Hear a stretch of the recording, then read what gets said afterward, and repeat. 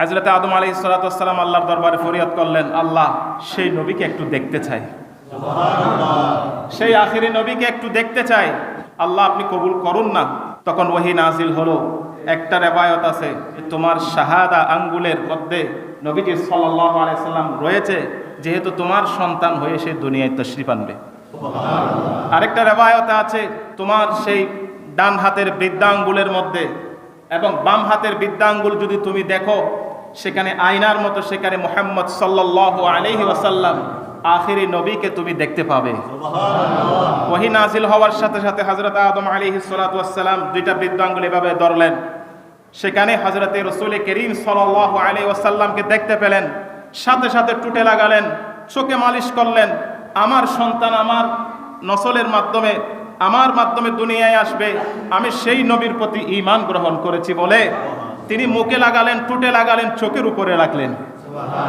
এটা আমাদের আদি পিতার ঈমান, এটা আমাদের আদি পিতা হযরতে আদম আলাইহিস সালাম, পৃথিবীর সমস্ত মানুষের যিনি প্রথম মানুষ, সবার পিতা, তিনি আর ঈমান তিনি দেখেই সাথে সাথে টুটে লাগালেন, চোখে লাগালেন। এখনো আমরা সেই সুন্নাত, সেই আদমের আলাইহিস সালাতু ওয়াস সালামের সুন্নাত আমরা পালন করি। নবীজির নাম শুনলে আমরা এখানে টুটে লাগাই, আমরা আবার চোখের উপর মালিশ করি। আমাদের আকীদা, এটা আমাদের সেই অভ্যাস, যে অভ্যাস আমাদের পিতার ছিল। সুবহানাল্লাহ।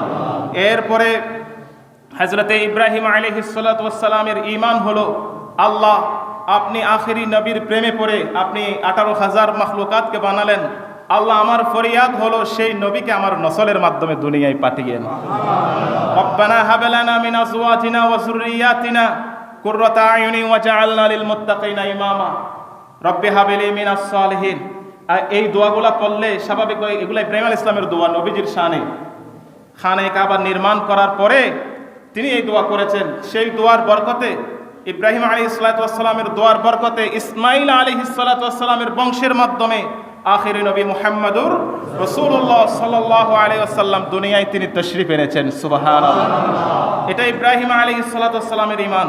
হযরতে ইয়াহইয়া আলাইহিস সালাতু ওয়াস সালাম তিনি আল্লাহর দরবারে বেশি কান্নাকাটি করতেন, আল্লাহ আমাকে শুধু একবারের জন্য আখিরি নবীর একটু দর্শন দেন, আমি যদি তাকে পেতাম, জীবিত অবস্থায় যদি তাকে পেতাম, আমি কি করব আমি বুঝতে পারি না, অন্তত আমি আমার সেই আখিরি নবীর জুতাগুলো খুলে আমি চুম্বন করে আমার মাথার উপর নিতাম।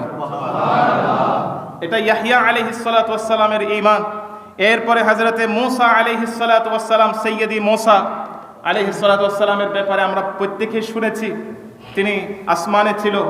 নবীজি সাল্লাল্লাহু আলাইহি ওয়াসাল্লাম যখন মিরাজে গেলেন, নামাজ নিয়ে উপহার নিয়ে চলে আসতেছেন, তখন মূসা আলাইহিস সালাতু ওয়াস সালাম থামালেন,